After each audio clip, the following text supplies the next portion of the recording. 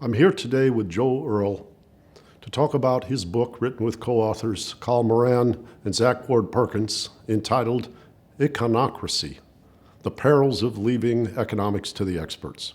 Thanks for joining us. Thank you. So in the 1950s, there was a movie called The Wild One, and Marlon Brando's on a motorcycle, and he comes in, and the guy says to him in this setting, "What are you rebelling against?" And he said, "What do you got?" Well, there are a whole lot of people who think economics is broken. So let's talk about what you got in your book. Where to start, I guess. I think we're writing from the perspective of Rethinking Economics, which is an international student movement, 40 groups in over 15 countries. And what we're trying to do is articulate the things that we've just started kind of doing organically over the last 4 years we've been in existence. And so the two main areas are reforming economics education in universities and really trying to make the case to the general public about why this matters to them. And then also something we call democratizing economics, which is about trying to make economics as a subject, as a public conversation and a policy-making process more accessible, more participatory, more inclusive, because we believe without that you can't really have kind of democracy, and you can't really have many of the things that we value in our lives. Mm-hmm.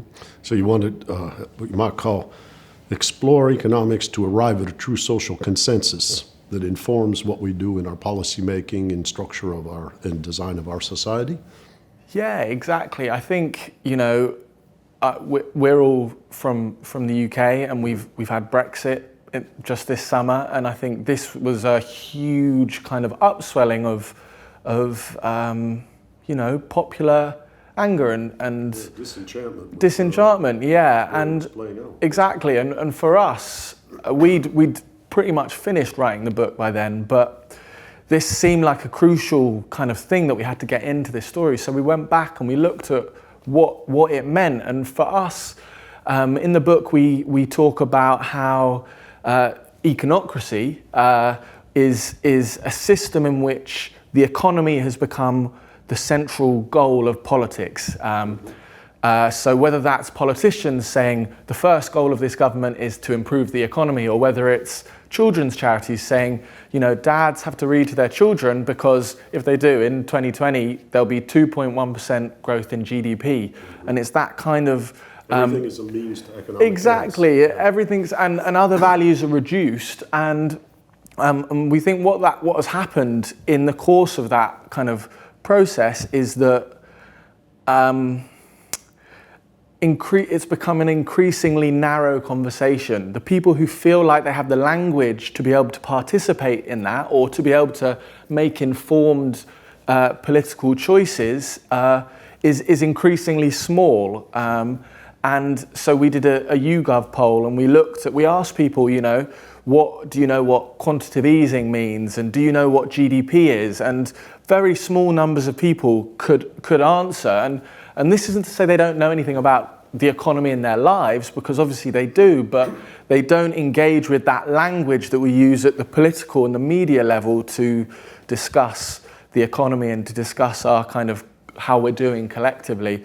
And I think it's that disconnection that we've really seen with Brexit. We've seen, economic issues were definitely at the core of what people are voting about and what people care about, and they're big predictors of how you voted. But what was striking is how people don't seem to be using the language of economics to describe their concerns. They're much more kind of comfortable with kind of different, maybe a language of sovereignty or a language of, issues like immigration are much closer to the lived experience of many more people. And we think that's a major problem, and we think that's something that the economics profession has to address. interested citizens have to be part of. Yeah. What are the obstacles? What are the obstacles? Like when I think about being a teacher, I try to have empathy for everybody that's in this drama. Of course. I'm a teacher, and I think I've worked my whole life, and I'm wanting to impart to young people what I know. And now the young people are rebelling against what I'm teaching. How do you work with that with the professors? So ever since we really started, I went to Manchester and we had a campaign there to try and change our education. And I know, there are 16 groups in the UK and in other countries. Everywhere there are campaigns. A thing that we've all arrived at independently is that need to be constructive with your department and to recognise that your academics, have been working on these things their whole lives. And what we're very clear to stress, we're not saying your work is wrong, and we're not saying we don't want to learn it. We're saying we want to learn other things too. And so what we show in the book, we do a curriculum review of 7 universities in the UK, and we look at all 172 economics modules at those universities. We look at the course outlines and the exams, and so we find things like only 17 out of those 172 modules mention alternative perspectives, so non-neoclassical economics. And out of those, lots of them are history of economic thought, which is a subject that's declining in UK universities, and most people is very optional at the end. And we show, for example, that only 22% of all of those exam marks require you to develop an independent or critical opinion in that question. And if you go to compulsory modules, that goes down to 6.7%. So it's literally not exaggerating to say that you can go through a whole economics degree without ever being asked your opinion on the future of the Eurozone or what effect immigration has on an economy. And so we're very clear, like we're not saying, we're not presuming that we can say neoclassical economics is wrong. We are just saying we would like to learn more, we would like to learn other perspectives, because we think that's really important to be able to understand the economy and to be able to not think, okay, we're economic experts, we have the right answer, but to say, okay, we're economic experts, we have an informed opinion, we have lots of evidence, and we can support citizens to come to the right answer or come to a good answer. But yeah, we really try to stress and we really try to work collaboratively with our departments, with our academics, because we fully recognise that it could be quite a horrible experience to have all these 20-somethings come and knock on your door and say, we don't respect you and we don't respect the work you're doing, and we really try and make sure they don't feel that. Yeah, but on the other side of this profession was like a tribal anthropology. The persons that I'm most concerned for are young people seeking promotion, who, when confronted with your challenge, have to disobey their authorities in order to acknowledge your challenge. But I look at this profession, and I look at things like Donald Trump in the United States and Brexit. The recipe book isn't producing meals people want to eat. And so you have a valid basis for challenge.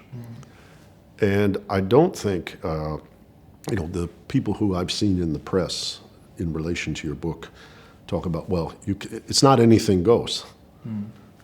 I think that's a cheap way out. I don't think you're recommending anything goes. You're saying you have to be discriminating across a broader menu. You can't force feed me this one meal. And I don't understand how you will accomplish the broadening, given the resistance of that tribal anthropology. But I think the challenge that you're issuing is very healthy. What's the most interesting comment you've heard through all of your endeavors in writing this book that was in disagreement with you, but you said, God, I got to think twice about that? Oh, wow. I'm not sure I could think of one specific, but I feel like in every chapter of the book, ranging from, I think the book is almost a response to those criticisms which we felt like, in the meeting with our head of department in Manchester, we felt like we didn't have an answer right then, and so we couldn't kind of, in a sense, get past that objection. And in a sense, we then got the opportunity to go away for 2 years and really think quite deeply about them. And so, I think a major one is, look, we want to teach these things, but it's not our fault. University courses today, they have 500 students in, your introductory macroeconomics. How can we do critical thinking and real-world case studies?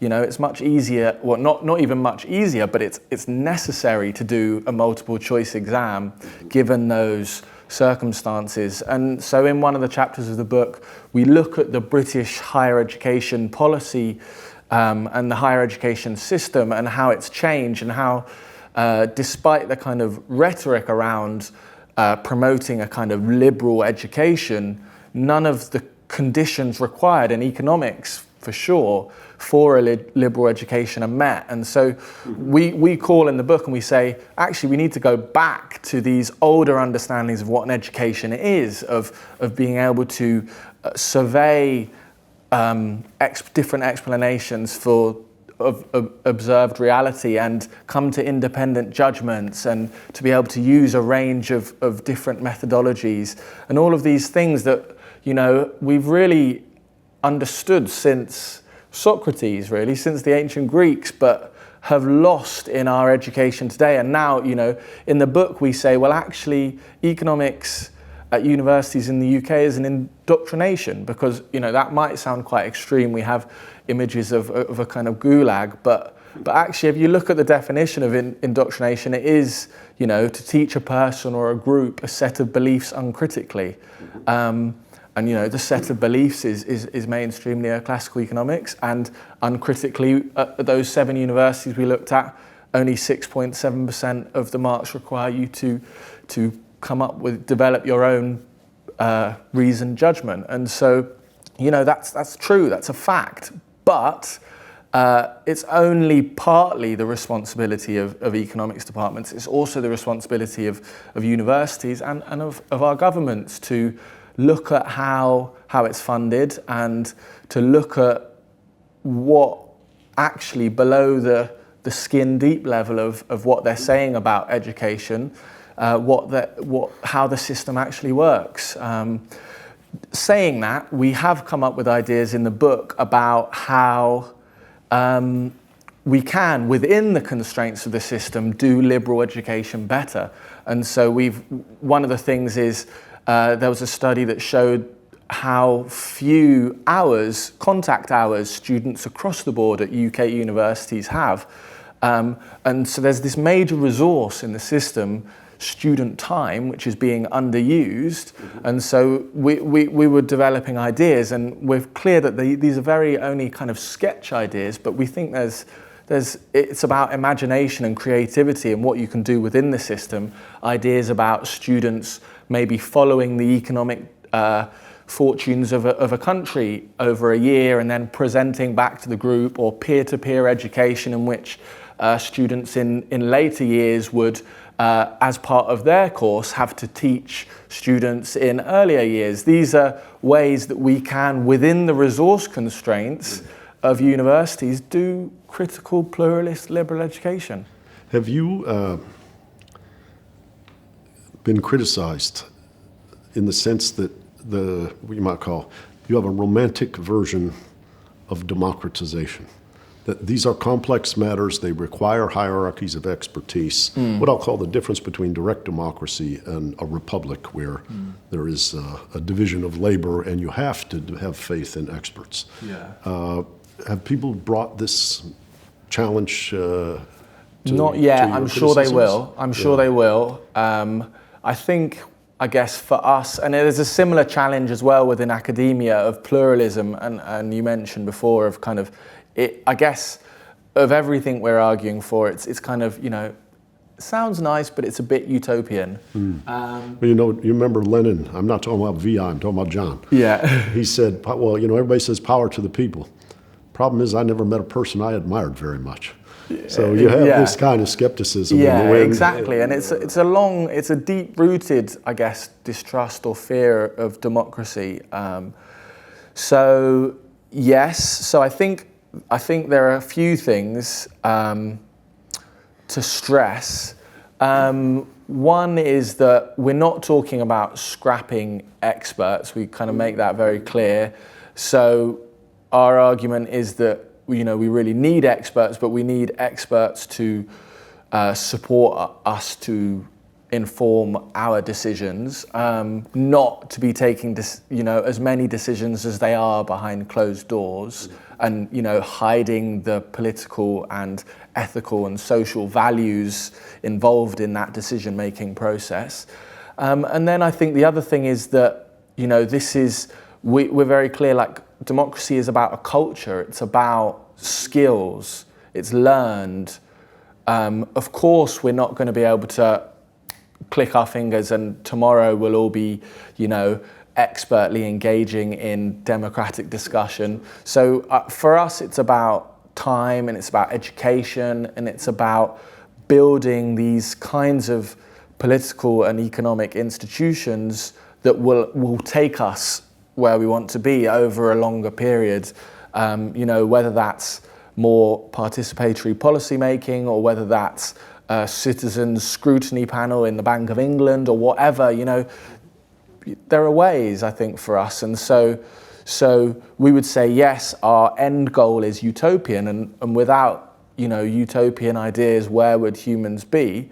But we also have practical ideas, and we're actually doing some of these things, or working with people who are doing them, to get us there. So that would Well, this notion of what is truly an expert, there's the kind of what you might call mastery of the tool bag kind of view, and there's what I'll call the depth and wisdom view. And I think the kind of pluralistic suggestions you're recommending for students and therefore future experts is more what you might call reflective of that view of wisdom, that depth, that integration across disciplines, and not adhering to tribal customs. Yeah, so I think for us, we recognize that there is a place for real experts, for real narrow specialization in a particular niche field of economics. We recognize that can be valuable, but I think what we argue is that should be reserved to later degrees of study, or at the very kind of least, later years of undergrad. And the first year and the second year should be much more about these thinking skills. And, and this is recycling all of these arguments about the value of a liberal education. It's not just becoming a good economist, it's becoming a citizen.